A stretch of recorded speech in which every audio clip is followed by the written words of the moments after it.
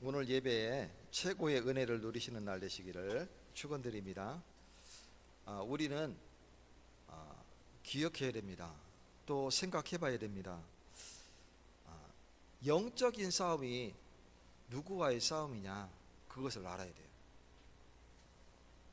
영적인 싸움이 저는 그동안 사탄과의 싸움이다 이렇게 생각하고 열심히 사탄을 결박하고 이렇게 했습니다. 그러나 성경을 읽다 보니까 사탄과의 싸움이 아니구나, 나 자신이 믿음 안에서 굳건히 서는 것이 영적인 싸움이구나, 그것을 알게 됐습니다. 오늘 저와 여러분이 영적인 싸움의 대상이 사탄이 아니고 내 믿음 안에서, 내가 믿음 안에서 굳건히 서는 것이 영적인 싸움이구나, 이것을 발견하는 날 되시기를 축원드립니다. 베드로전서 5장 8절에 보면 근신하라 깨어라, 대적 마귀가 우는 사자와 같이 두루 삼킬 자를 찾나니 그랬어요. 이 사탄이 여기서 보면, 이 성구에서 보면 강조점이 사탄이죠. 대적 마귀죠. 삼킬 자를 찾는다 그랬어요. 그래서 근신하라 깨어라 이렇게 했어요. 이 구절만 보면 마치 사탄이 우리를 집어삼킬 것 같죠. 그러나 앞뒤를 살펴봐야 됩니다. 6절과 7절에 보면, 6절에 하나님의 능하신 손 아래에서 겸손하라 그랬어요. 하나님의 능하신 손은 하나님의 능력을 뜻하는 거죠. 그 안에서 우리가 겸손하라. 그러면서 7절에 뭐라고 그러냐면, 너희 염려를 다 주께 맡기고 그가 돌보시리다. 우리의 염려를 그 능하신 하나님께 다 맡기면 그가 우리를 돌보신다. 그러면서 8절에 근신하라 깨어라, 대적 마귀가 우는 사자와 같이 두루 삼킬 자를 찾나니. 여기서 대적 마귀가 능력이 많은 게 아니고 두루 삼킬 자를 찾는다라는 뜻은 뭐냐면, 우리가 어떠할 때에 사단이 우리를 공격하는데 그 내용이 어디에 나오냐면 다음 구절에 나와요.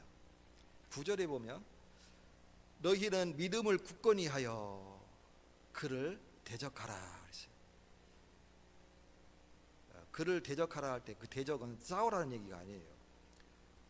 우리에게 던져지는 그 고난을 우리가 그리스도 믿음 안에서 직관하고 우리가 두려워서 떠는 게 아니고 그것을 뚫고 가라 이 뜻이죠. 너희는 믿음을 굳건히 하여 그를 대적하라. 10절에 보면 은혜의 하나님 곧 그리스도 안에서 잠깐 고난을 당할 너희를 친히 온전하게 하시며 굳건하게 하시며 강하게 하시며 털을 견고하게 하시리라. 그러니 여기서의 6절부터 10절까지의 종합적인 내용을 보면 하나님의 능하신 손 아래에서 우리의 믿음을 굳건히 해서 이제는 하나님께 우리의 모든 염려를 다 맡겨버려라. 그러니 그거 자체가 근신하고 깨어 있는 거예요. 그러지 못할 때에 우리의 대적 마귀가 어떻게 한다고요? 우리를 시험하는데 10절에 보면 우리에게 고난을 주는 거예요. 왜? 보면 개를 꼬실 때 어떻게 합니까? 사나운 개를 꼬실 때 오징어 다리 하나씩 던져주잖아요, 그죠? 또 바글거리면 던져주고, 또 그르렁거리면 또 하나 던져주고, 그러면 어느 날 꼬리를 살랑살랑 흔들면서 혓바닥을 이제 내밀고 하죠. 사단이 우리 연약한 부분 알아요. 내 연약한 부분 알기 때문에 그거를 자꾸 문제거리를 던져주는 겁니다. 너 이런 문제 던져주니까 믿음이 무너지는구나, 이걸 알아요. 그래서 사단이 우리를 공격한다는 것은 바로 그 문제거리를 던져준다는 뜻입니다. 그러니 그 문제거리를 우리가 도망하지 말고 두려워하지 말고 근신하고 깨어서 믿음을 굳건히 해라, 그 뜻입니다. 그래서 잠깐 고난당한 너희를 친히 온전하게 하시며 굳건하게 하시며 강하게 하시며 터를 견고하게 하시리라. 그래서 영적인 싸움은 사탄과의 싸움이 아니라 나를 믿음 안에서 굳건히 세우는 것이 영적인 싸움이구나, 이것을 알게 됐어요. 사단은 우리가 싸운다고 해서 사라지는 존재가 아닙니다. 제가 예전에 훈련을 갔을 때에 팀합숙을 갔는데, 그때 한 방에 전라도에서 온 청년이 있었어요. 근데 이 청년이 이제 서로 간증하는 시간이 있었어요.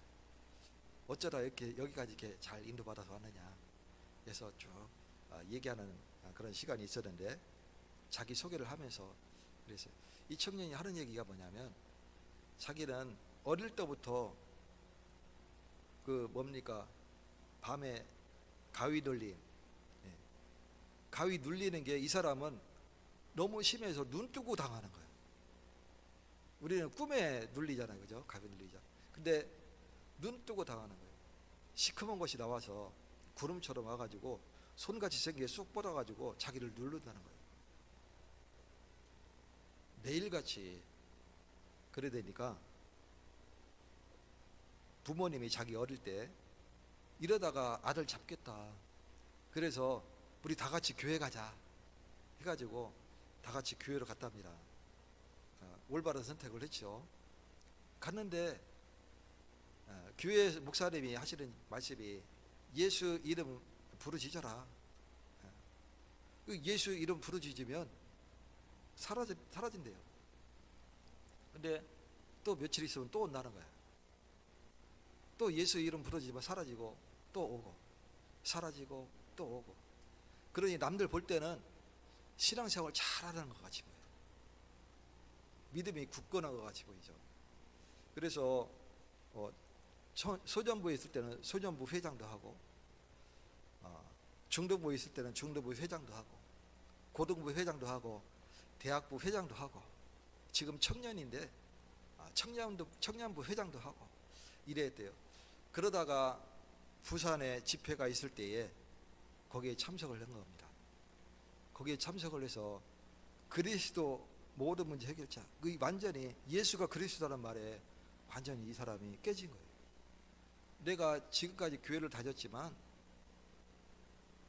정말 그리스도를 안 믿었구나. 그때부터 이 사람이 그리스도를 믿기 시작한 거예요. 근데 희한한 거는 이 청년에게 오던 그게 한 번도 안 오더래요. 그리스도를 믿는 믿음이 있으니까 한 번도 찾아오지 않았어요.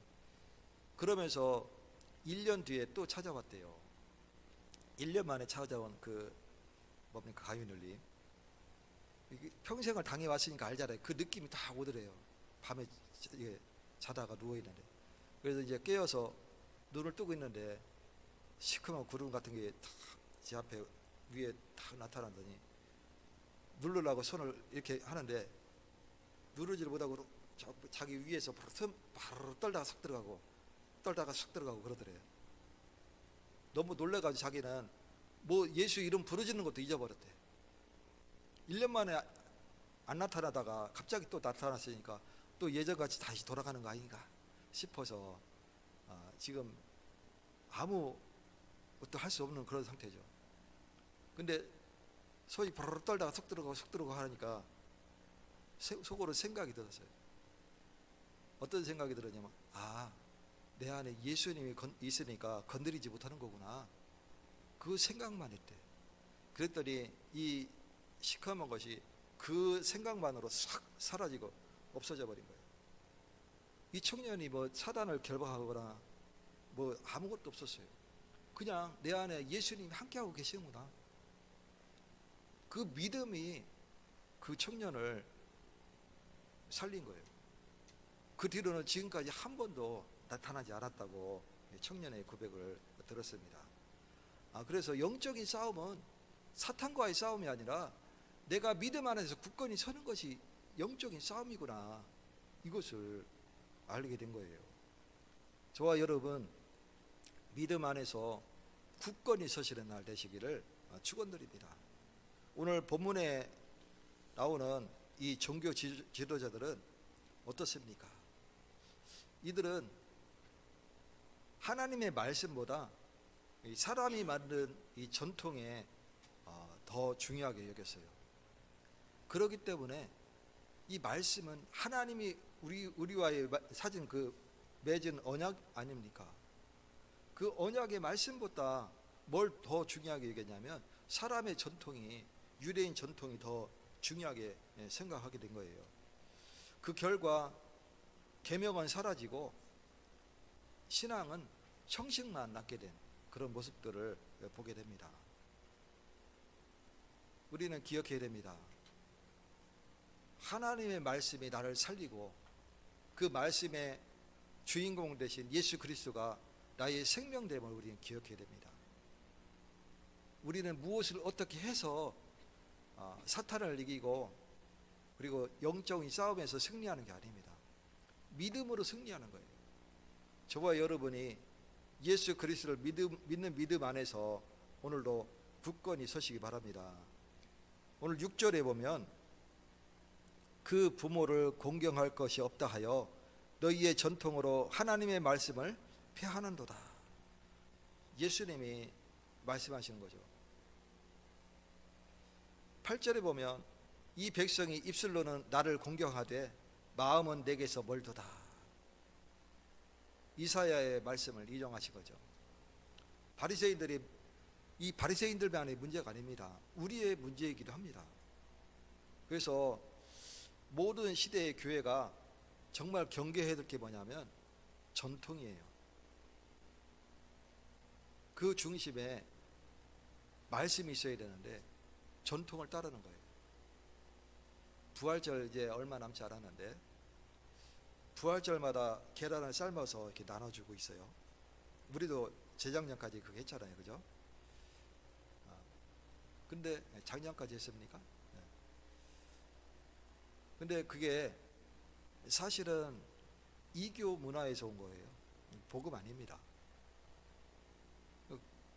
계란하고 부활을 하고 뭔 창의가 있는 건지 무슨 상관이 있는지 모르겠지만 계란을 나눠줘요. 그게 이교 문화예요.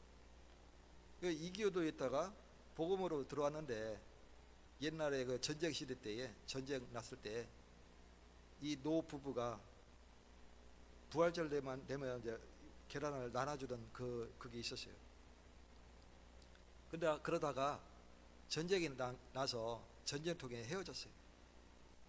헤어졌는데 아무리 찾아도 찾을 수가 없어요. 지금과 같이 뭐 인터넷이 발달한 것도 아니고 온라인이 뭐 이런 것도 아니고 방송이 나와서 막 사람을 찾습니다 이런 거 할 수도 없고 떨어져 있으면 찾을 수가 없는 거예요. 아무리 찾아도 찾을 수가 없죠. 그러다가 부활절을 맞이하여서 이제 할아버지가 계란을 삶아가지고 이제 부활절을 기념한다면서 사람들에게 나눠주다가 그걸 본 거죠. 계란을 보게 된 거예요. 삶은 계란을. 그래서 할머니가 그 어디서 받았느냐? 어디서 받았다. 그 얘기 듣고 찾아오게 돼서 둘이 만났다. 이런 아름다운 소식이 있지만 복음하고는 전혀 관계가 없습니다. 그냥 이교의 문화 중에 하나의 문화일 뿐이죠. 근데 우리는 그게 무슨 부활절의 상징이냐, 계란 하나씩 이렇게 나눠주는 그런 전통이 지금까지 있어서 지금 계란 삶고 나눠주고 하는 풍습이 있죠. 부활절은 예수님의 부활을 뜻하는 겁니다. 첫 번째로 사람의 전통은 하나님의 말씀을 가릴 수가 없어요. 우리가 언약적인 관점에서 봐야 됩니다. 하나님과 우리 사이에 맺은 그 세우신 그 언약이 뭐냐면 말씀이에요. 너희를 구원할 메시아를 보내주겠다. 그 약속 아닙니까? 근데 지금 바리새인들은 그 약속이 더 중요한 게 아니고 자기들이 내려오던 그 율법이 더 중요한 거예요. 율법을 지키고 행하고, 그리고 자기들이 돈을 모아서 하나님 앞에 예물 드리는 게 더 중요해요. 그래서 그들은 11조를 철저히 지킵니다. 그래서 예수님이 지금 말씀하고 있는 거예요. 6절에 너희는 너희 전통으로 말미암아 하나님의 말씀을 폐하는도다. 어찌하여 너희 전통으로 하나님의 계명을 범하느냐 말씀하고 있는 거예요. 예물 모아서 하나님 앞에 드리는 그것 때문에 지금 너희 부모가 버려져 있지 않느냐, 밥은 굶고 있지 않느냐, 그 얘기죠. 그래서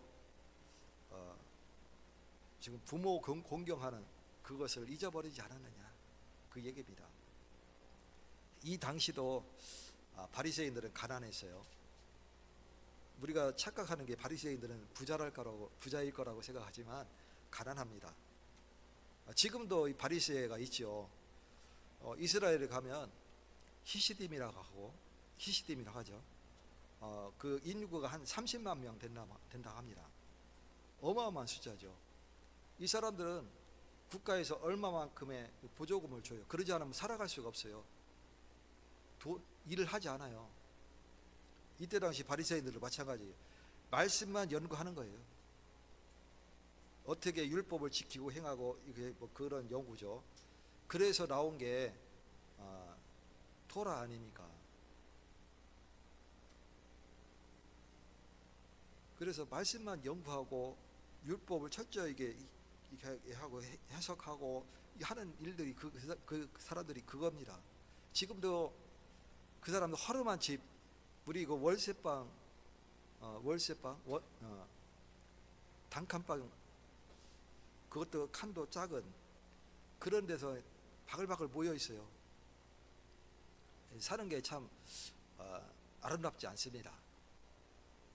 그러면서도 정장 입고 그 유대인 그 특유의 그 모자 입고, 여기 또 이렇게 딴 머리 있고, 성경 그 자기들 그 항상 들고 다니고 그러고 있잖아요. 그래 시간 되면 또 이렇게 기도하는 모습 보이고, 소리 내면서 기도하고, 또 회당에 모여서 서로 성경 토론하고, 늘 하는 일이 그거예요. 그 사람들은 일을 하지 않습니다. 국가에서 얼마큼 이제 보조금을 해주죠. 지금도 그런데 이때 당시 성경에 나오는 예수님 당시에도 바리새인도 똑같았어요. 그러니 그들은 사는 게 형편없죠. 일을 안 하니까 먹고 살 길이 없죠. 예물 하나님 앞에 드리는 것 때문에 너희 부모가 굶지 않느냐, 지금 예수님이 지적하는 거예요.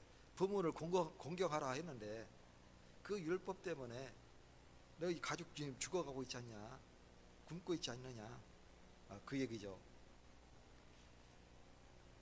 그러나 종교 지도자들은 뭐라고 그러냐면, 이 재산을 하나님께 드렸다 이렇게 선언하면 부모를 돌보지 않아도 된다는 전통을 만들었어요. 재산을 드렸으니까 부모는 내가 돌보지 않아도 된다, 그런 전통이 만든 거예요. 예수님이 그것 때문에 지금 지적하고 계시는 겁니다. 이 언약적인 관점에서 보면 하나님의 백성은 말씀 위에 서야 됩니다. 전통 위에 서는 게 아니라 하나님의 말씀 위에 서야 되는 거예요. 그 말씀이 뭡니까? 너희를 구원할 메시아를 보내주겠다, 그리스도 아닙니까? 우리가 그리스도를 믿는 믿음 안에서 서야 되는 것이 바로 신앙생활입니다. 언약의 백성은 기준이 전통이 아니라, 그래서 말씀이 기준이 되어야 되는 거예요. 신명기 29장 9절에 이 언약의 말씀을 지켜 행하라. 이 언약의 말씀은 뭡니까? 그리스도 아닙니까? 오늘날 교회도 조심해야 돼요. 교회마다 전통 그리고 관습 있습니다. 이게 중요한 게 아니에요. 형식 굉장히 따지고 그러죠. 그래서 뭐 장로 임직하고 뭐 권사 임직하고 안수 집사 임명하고 그리고 서리 집사 임명하고 뭐 이러한 뭐 여러 가지 형식이 있고 전통이 있어요. 임직식 할 때 뭐 다만 얼마간 이렇게 모아가지고 교회에 헌납하고 뭐 이런 것들이 있어요. 복음 아닙니다. 중요한 것은 그리스도를 믿는 믿음 안에서 굳건히 서는 것이 중요한 것입니다. 그러지 아니하면 이런 전통과 여러 가지 문화가 말씀 위에 올라서게 되고 신앙은 변질되기 쉬운 거예요. 그 대표적인 예가 천주교 아닙니까? 그래서 타락의 끝을 보인 게 천주교예요. 그 어느 정도 얘기하면 예전에는 성경을 우리가 이렇게 번역해서 각자의 글로 이렇게 볼 수 없었어요. 라틴어로만 성경이 나오는 거예요. 이 라틴어는 로마의 일부 사람들만 알 수 있어요. 로마에 사는 대부분의 사람들도 라틴어 몰라요. 그러니까 성경을 읽을 수가 없어. 라틴어를 배우는 신부들만 알 수 있는 거예요. 그러니 이 성경을 일반 백성들은 아무도 몰라. 그냥 주일 성수하는 게 구원인 줄 알아요. 그러니 거기에다가 뭘 얘기했냐면 면죄부를 팔았어요. 네, 성당을 교회를 지어야 되니까 면죄부를 팔았어요. 이 면죄부를 사면 네 죽은 자식 지금 연옥에 가 있다가 천국으로 가는 거야. 이 면죄부 사면 네 부모님 지금 연옥에 가 있는데 고통 가운데 있는데 이거 사면 천국으로 가는 거야. 내 불쌍한 자식 일찍 죽었는데 얼마나 마음이 미어집니까? 이 부모가 돌아가셨는데 얼마나 마음이 아픕니까? 그러니 없는 데 긁어 모아가지고 그 면죄부를 샀던 거예요. 그거를 비난하고 성경에 없는 거예요. 없는 연옥을 만들어서 그래 했던 겁니다. 그래서 결국은 개혁하자, 교회를 개혁하자 해서 개혁 시대가 열어지고 거기서 개혁자들이 교회를 떠나서 다른 교회를 세우자 한 게 아니었었어요. 교회를 개혁하자, 우리가 성경으로 돌아가자, 그거였었어요. 그래서 종교 개혁이라는 게 그래서 그렇게 시작된 겁니다.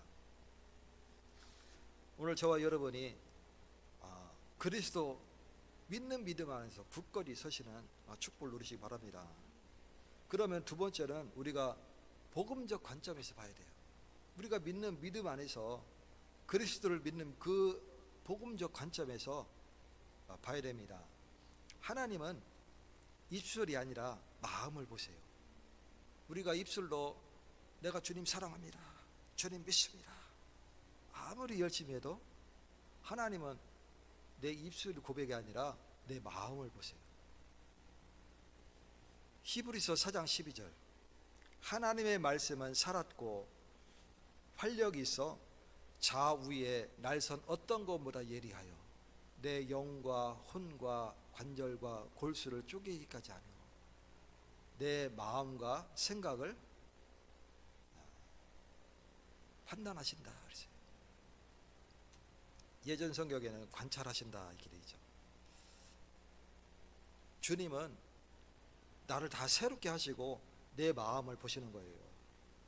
내 생각을 보시는 거예요. 그러니 우리가 믿음이라는 것은 내 마음과 생각이 주님을 향하는, 주님의 믿음 안에서 굳건히 서는 것, 그것을 말하는 겁니다. 예수님은 외적인 종교 행위를 책망하셨어요. 오늘 본문 8절에 보면 이 백성이 입술로는 나를 공경하되 마음은 내게서 멀도다. 형식적인 것만 열심히 하고 있는데, 그러나 입술로만 하나님 부르짖는데 마음은 내게서 멀구나. 지금 그걸 지적하고 계시죠. 또 11절에 이렇게 말씀합니다. 사람을 더럽게 하는 것은 입으로 들어가는 것이 아니라 마음에서 나오는 것이다. 사람을 더럽게 하는 것은 입에서 나오는 것이 아니고, 우리 말 얘기하는 거죠. 마음에서 나오는 거예요. 우리의 죄악된 마음, 그것을 멀리 해야 될 것인데, 그것으로 인하여 내 안에 가득 더러운 것이 가득 차 있는 그런 상태를 말합니다. 우리가 인간의 문제는 전통이 아니고, 전통을 지키지 않는 거기에서 오는 게 아니라 뭐에서 오냐면 죄악된 내 마음에서 오는 거예요. 이게 인간의 문제인 것입니다. 우리가 과거에 창세기 3장을 얘기할 때에 사탄의 핑계를 댔습니다. 그러나 죄를 용인한 그 당사자가 누구냐? 바로 아담과 하와 아닙니까? 그 아담과 하와가 그 마음에, 죄된 마음이 담겨졌기 때문에 결국은 하나님과 약속을, 말씀을 저버린 거예요. 그래서 그 죄된 마음이 하나님의 약속, 말씀 위에 섰기 때문에 결국은 그것을 따서 먹고 남편에게도 주면 남편도 먹게 된 거 아닙니까? 핑계를 누구한테 들게 하지고, 죄는 내가 하나님을 떠나는 거, 거기에 있는 겁니다. 죄된 마음에 있는 거, 그것입니다. 그렇기 때문에 하나님의 말씀을 저버리고 그 위에 내 오염된 그 마음이 서게 된 것, 그것이 바로 창세기 3장 문제예요. 오늘 저와 여러분이 복음적 관점에서 나를 살피시기 바랍니다. 영적인 싸움은 사탄과의 싸움이 아니라 그리스도를 믿는 그 믿음 안에서 나를 굳건히 세우는 것, 그게 영적인 싸움입니다. 에스겔서 36장 26절에 보면 새 마음을 너희에게 주고 새 영을 너희 속에 두리라. 그리스도로 말미암아 우리가, 주님이 나에게 새 영을 주시고 또 새 마음을 우리에게 주셨어요. 그것을 굳건히 지키시는 날 되시기 바랍니다. 예레미야 17장 9절에 보면 만물보다 거짓되고 심히 부패한 것은 마음이라. 마음이 부패해서 하나님을 떠났구나. 마음이 부패해서 우리가 형식만 가지고 열심히 지키고 있구나.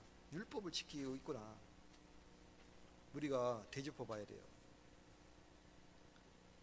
고린도 후서 5장 17절에 보면 누구든지 그리스도 안에 있으면 새로운 피조물이라. 우리가 죄된 마음이 내게 있었는데 그리스도 안에 내가 정말 새롭게 된 나를 발견하는 순간, 이제 죄와 악을 멀리하게 되면 이제 그리스도 안에서 새로운 피조물이 되는 것입니다. 이 약속은 예수 그리스도 안에서 성취된 언약의 말씀이에요. 그래서 사단의 권세를 다 멸하시고 우리의 죄를 다 용서하시고 하나님 만나는 길을 여신 분이 바로 예수님이십니다. 종교는 사람을 바꾸지 못합니다. 내가 아무리 헌물을 많이 교회에 이렇게 하고 열심히 주일 성서하고 할지라도 그것은 예수님을 정말 내가 믿지 아니하면 그것으로 내가 구원을 받지 못합니다. 그것으로 나를 바꾸지 못합니다. 내 삶이 변하지 않습니다. 그래서 종교는 사람을 바꾸지 못합니다. 전통도 사람을 바꾸지 못합니다. 오직 복음만 사람의 마음을 새롭게 하는 거예요. 불교에서도 이런 말이 있어요. 회두시안.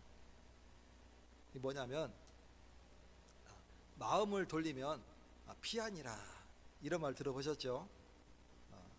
불교에서도 마음을 내가 바꾸면 거기가 내가 깨닫게 되고 해탈하게 된다, 이렇게 표현을 했어요.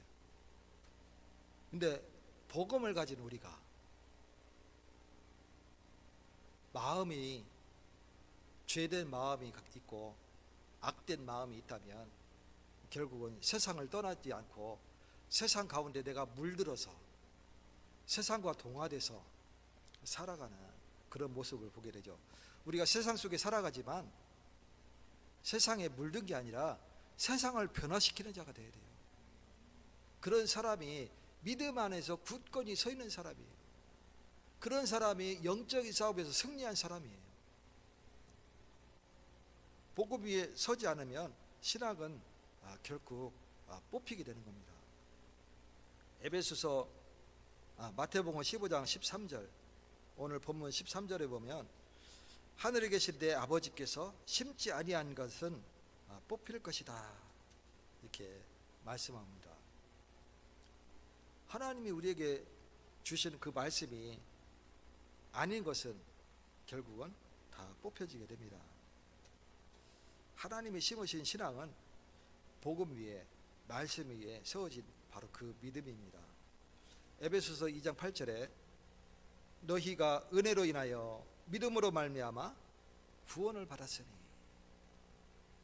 우리가 세워지게 된 것은 하나님의 은혜로 인해서 우리가 예수 그리스도를 믿음으로 말미암아 구원을 얻게 된 것입니다. 이 사실을 믿는 믿음 안에서 굳건히 서시기 바랍니다. 마지막으로 이 복음을 가진 교회는 전통이 아니라 생명을 전하는 거예요. 전도라는 것은 내가 믿는 그 그리스도를 전하는 겁니다. 내가 믿지 아니하는데, 내 삶이 변화되지 않았는데 내가 가서 입을 열어서 아무리 말을 한다 할지라도 그것은 벽을 보고 외치는 소리와 같다. 우리 옛말에 소귀에 경익기다, 이렇게 되는 거예요. 왜 그러냐면 내가 믿는 그리스도가 아니기 때문에 그래요. 내가 그냥 알고 있는 그리스도죠. 내가 믿는 그리스도가 아니라 내가 알고 있는 그리스도를 가서 전하고 있는 거예요. 그냥 알고 있는 그리스도니까 내 삶은 그리스도적 삶을 살아가고 있지 않아요. 내 삶은 전혀 변화가 없습니다. 그러니 누가 봐도 저 사람은 당신 얘기하는 그 그리스도 나는 믿지 않겠다, 그렇게 되는 거죠. 바리새의 신앙이 바로 그와 같았어요. 그들은 전통을 말하고 또 종교를 열심히 섬겼지만, 그러나 오히려 그들이 핍박했던 예수님의 제자들은 복음을 전하는 공동체였죠. 그러니 핍박 속에서도, 목숨이 위태로운 그 가운데서도 예수는 그리스도이시라고 전할 수 있었던 것입니다. 마태복음 28장 19절에 예수님이 말씀합니다. 너희는 가서 모든 민족을 제자로 삼아라. 모든 민족을 뭐라고 그랬어요?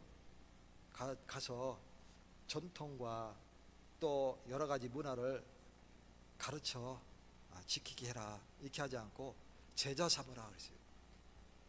제자라는 게 뭡니까?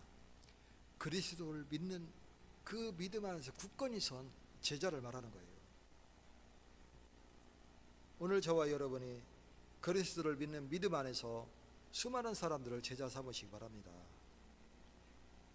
초대교회는 믿는 사람들이죠. 그들은 전통이 아니라 복음을 전했어요.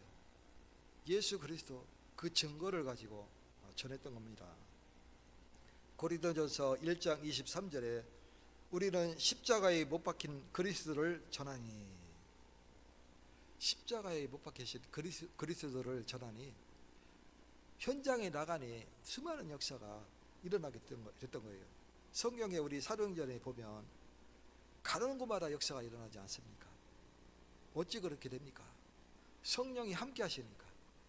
바울이 믿는 그 그리스도, 성령의 의자니까 가는 곳마다 말씀이 증거되게 되고 성령의 역사가 일어나게 된 겁니다. 교회의 사명은 단순합니다.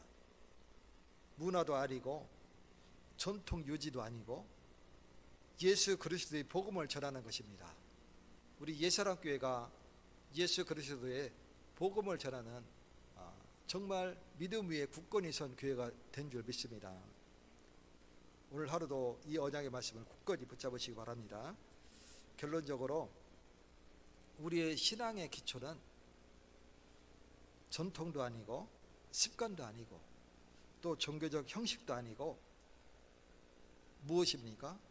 바로 복음입니다. 하나님은 지금도 말씀 위에 서 있는 언약의 백성을 찾고 계십니다.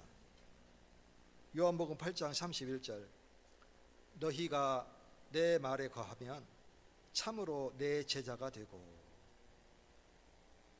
제자라는 것은 아까도 얘기했지만 전통과 그 가르침에 있는 게 아니고 그리스도를 믿는 그 믿음 안에 서 있는 거예요.